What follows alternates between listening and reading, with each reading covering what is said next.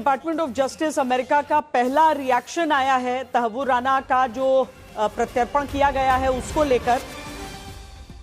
US department of justice के प्रवक्ता Nicol नवास ऑक्समन की तरफ से तहव्वुर राना के एक्सट्रेडिशन पर यह कहा गया है कि यह बहुत महत्वपूर्ण कदम है 26/11 के पीड़ितों के लिए इंसाफ मुहैया कराने के लिए।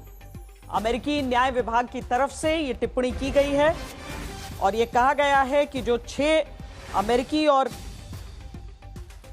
कई सौ बाकी लोग जिन्होंने इसमें जान गंवाई है उन सबको इंसाफ दिलाने के लिए यह पहला कदम है।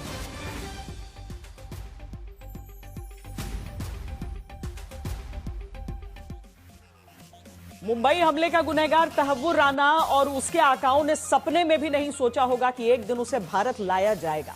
भारत में उस पर मुकदमा चलेगा, 7 समुंदर पार से दबोच कर घसीट कर इंसाफ के मंदिर में खड़ा किया जाएगा। तहव्वुर राना का भारत लाया जाना अपने आप में बहुत बड़ी घटना है, क्योंकि इससे यह संदेश चला गया है कि भारत आतंकियों का पीछा नहीं छोड़ता, भले ही कितने ही साल क्यों न लग जाएं। भारत आतंकियों को अंजाम तक पहुंचाकर ही दम लेता है। जब मुंबई में हमला हुआ तब तहव्वुर राना भारत से 7 समुंदर दूर था। 2008 में उसका इस हमले में नाम आया और अगले साल अमेरिका में उसे गिरफ्तार कर लिया गया। 2011 में उसके खिलाफ जांच ने रफ्तार पकड़ी, चार्जशीट में उस पर आरोप तय कर लिए गए। 2013 में उसके खिलाफ गैर जमानती वारंट जारी हो गया और इसी साल उसे 14 साल की सजा सुना दी गई। इसके 5 साल बाद उसके प्रत्यर्पण की मांग भारत की तरफ से हुई, उसे भारत को सौंपने को कहा गया। 2020 में तहव्वुर राना अदालत को राहत मिली और उसे रिहा कर दिया गया, लेकिन यह राहत फौरी थी और उसे दोबारा सलाखों के पीछे डाल दिया गया। इसके 5 साल बाद तहव्वुर राना को भारत के हवाले कर दिया गया और अब उसका हिसाब होगा। यानी 2008 से 2025 के बीच 17 सालों में उसने बचने की भरसक कोशिश की, लेकिन भारत उसे अमेरिका से लाने में आखिरकार कामयाब हो ही गया। मुंबई हमले में 128 लोगों की जान गई थी। देश में हुआ यह सबसे बड़ा आतंकी हमला था, इसीलिए जो गुस्सा है वो लोगों का अब भी उस दर्द को भूलता नहीं, वो फूट पड़ता है। लोग चाहते हैं कि तहव्वुर राना को लाया जाने के बाद अब जल्द से जल्द उसे फांसी दी जाए। टेररिस्ट लोग हैं, उनको कड़ी से कड़ी फांसी की सजा होनी चाहिए। आम पब्लिक के सामने उनको फांसी देना चाहिए और ऐसी दर्दनाक फांसी देनी चाहिए कि उसका एक मैसेज पास होना चाहिए। पाकिस्तान में पैदा होने वाले टेररिस्ट उनके पास एक मैसेज जाना चाहिए कि अगर भारत के ऊपर अपन हमला करते हैं तो अपना क्या हाल होता है। देखो कसाब को तो बहुत समय दिया था, वैसा नहीं होना चाहिए। सब जानकारी लेके उनको फांसी देना जरूरी है। 2008 में कसाब पकड़ा गया था तो उसके लिए अरबों रुपया खर्चा किया गवर्नमेंट ने, पैसा बेस्ट है। अभी इतने बड़े आतंकवादियों को लेके आ रहे हो, कम से कम लॉ में थोड़ा चेंज होना चाहिए, सिस्टम चेंज होना चाहिए। ज़्यादा से ज़्यादा 2 से 3 महीने के अंदर में इसको खुलेआम, मेरे हिसाब से खुलेआम दो। डेफिनेटली मिलनी चाहिए फांसी की सज़ा, मिलेगी। कसाब को भी फांसी मिली है, उसको भी मिलनी चाहिए। तुकाराम ओमले ने ही कसाब को जिंदा पकड़ा अपनी जान गंवाकर। लड़ाई देश ने लड़ी है और फिर जाकर इनको देश भेजा जा रहा है। उनने हर यूएस कोर्ट्स में अपील की थी कि कैसे उनका एक्स्ट्राडिशन रोक दिया जाए, पर वो एक्स्ट्राडाइट हो रहे हैं। मैं उम्मीद करती हूँ कि इंडियन कोर्ट ऑफ लॉ में जो भी प्रोसीजर हो, पर जब इनको फांसी की सज़ा दी जाए, भरे चौराहे में मुंबई के दिए जाए, क्योंकि जिस तरीके से इन्होंने आतंक मचाने का काम किया था, इस तरीके का पनिशमेंट मिलना चाहिए कि जो लोग इंडिया को बुरी नज़र से देखते हैं उनकी रूह कांप जाए पनिशमेंट को देखकर। तो राना को जल्दी से लाए और तुरंत फांसी दे और झटने से मुक्ति पाए। जिन्होंने मुंबई में हमला करके हजारों लोगों की जान ली, तो ऐसे को छोड़ना नहीं चाहिए। सबकी भारत की इच्छा है, पर उसके पीछे राजनीति नहीं होनी चाहिए। आने वाले चुनाव में वो राना का नाम लेकर वोट की बटोरना नहीं चाहिए। तो हर राना को हम इंडिया में या दिल्ली में ला रहे, उससे सबसे बड़ी मेहरबानी हमारे प्रधानमंत्री जी की है, मोदी जी की।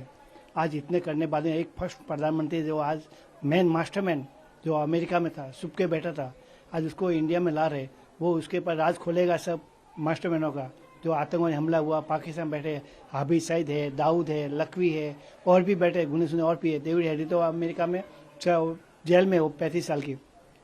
ये राज खुलने बाद मालूम पड़ेगा और कितने कितने लोग अंदर है उसको।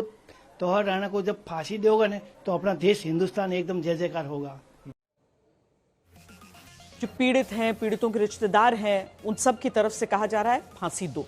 अब सवाल है, क्या तहव्वुर राना को फांसी भारत में दी जा सकती है? अमेरिका के साथ हुए प्रत्यर्पण समझौते के तहत तहव्वुर राना को भारत लाया जा रहा है। इस समझौते के अनुच्छेद 8 की धारा 1 के अनुसार जिस मामले में प्रत्यर्पण की मांग की जा रही है, अगर उसमें प्रत्यर्पण की मांग करने वाले देश में मौत की सजा का प्रावधान है और जिस देश से प्रत्यर्पित किया जाना है उसमें मौत की सजा का प्रावधान नहीं है, तो फांसी की सजा नहीं दी जा सकती।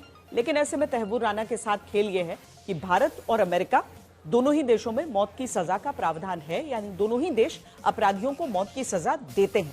ऐसे में भारत भी तहव्वुर राना को फांसी की सजा सुना सकता है, लेकिन सिर्फ सुना सकता है, क्योंकि प्रत्यर्पण में पेच यह फंसता है कि अनुच्छेद 8 की धारा 2 में कहा गया है कि प्रत्यर्पण की मांग करने वाले देश को इस अनुच्छेद के पैराग्राफ 1B के तहत आश्वासन देना होगा कि अगर उनकी कोर्ट की ओर से आरोपी को मौत की सजा दी जाती है तो उस पर अमल नहीं किया जाएगा। यानी संभव है कि भारत में केस चलाकर तहव्वुर राना को फांसी की सजा तो सुना दी जाए, लेकिन अमेरिका से प्रत्यर्पण संधि के क्लॉज के अनुसार शायद फांसी न दी जा सके।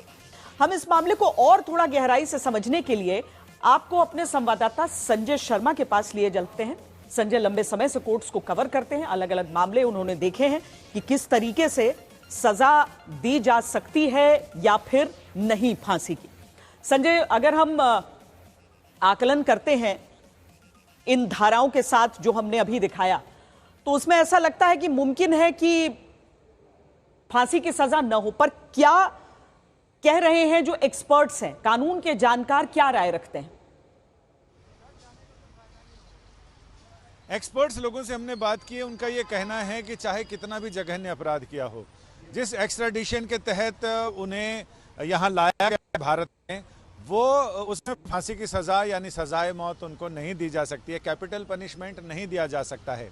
और साथ ही ये भी अगर कैपिटल पनिशमेंट दिया जाता है तो फिर भविष्य के लिए दूसरे देशों के साथ जो एक्स्ट्राडिशन करते हैं हम, उस पर असर पड़ेगा, यानी भारत की साख पर असर पड़ेगा। दूसरी एक चीज है जो सजा से बिल्कुल अलग है। कई वकीलों ने कहा कि ये तो ठीक है कि फांसी की सजा या सजाए मौत किसी भी तरह से मार डालने की सजा नहीं दी जा सकती है, लेकिन उनका ये कहना है कि इस क्लॉज में कहीं ये नहीं लिखा है कि अगर कहीं ट्रांसपोर्टेशन के दौरान, कहीं आने जाने के दौरान कोई एक्सीडेंट होता है, कोई जानवर सड़क पे आ जाए, उसकी वजह से कुछ हो जाए, ऐसे कोई ऐसी मतलब अप्रत्याशित स्थिति आ जाए, उसके बारे में कुछ नहीं है। तो अगर वैसा होता है तो क्या होगा, उसके बारे में बिटवीन द लाइन्स ही पढ़ना पड़ सकता है हमें। कानून के कई जानकारों से हमने बात की, उन्होंने कहा कि अपराध चाहे कितना भी जघन्य हो, चाहे जिस देश से एक्स्ट्राडिशन हुआ हो, जिस देश को एक्स्ट्राडिशन हुआ हो, दोनों के कानून में अगर सजाए मौत का प्रावधान है उस अपराध के लिए, तो सजा तय तो की जा सकती है, तजवीज़ की जा सकती है, लेकिन सजाए मौत दी नहीं जा सकती है। तो ऐसे में उम्र कैद की बात सामने आती है कि आखिरी सांस तक, यानी अदालत अपने फैसले में लिखे कि इसमें सरकार का जो विशेषाधिकार है, जिसमें वो समय तय होने से पहले, सजा पूरी होने से पहले वो रिहाई कर दी जाती है, जिसको कि ये कहते हैं कि समय पूर्व रिहाई, वो नहीं हो सकती है। अदालतें अपने जजमेंट में लिखती हैं कि आखिरी सांस तक, टिल हिज और हर लास्ट ब्रीथ, तब तक वो सलाखों के पीछे रहेगा। तो ये उसके लिए सजा दी जा सकती है, लेकिन दोनों ही स्थितियां भारत के लिए बहुत चुनौतीपूर्ण होंगी।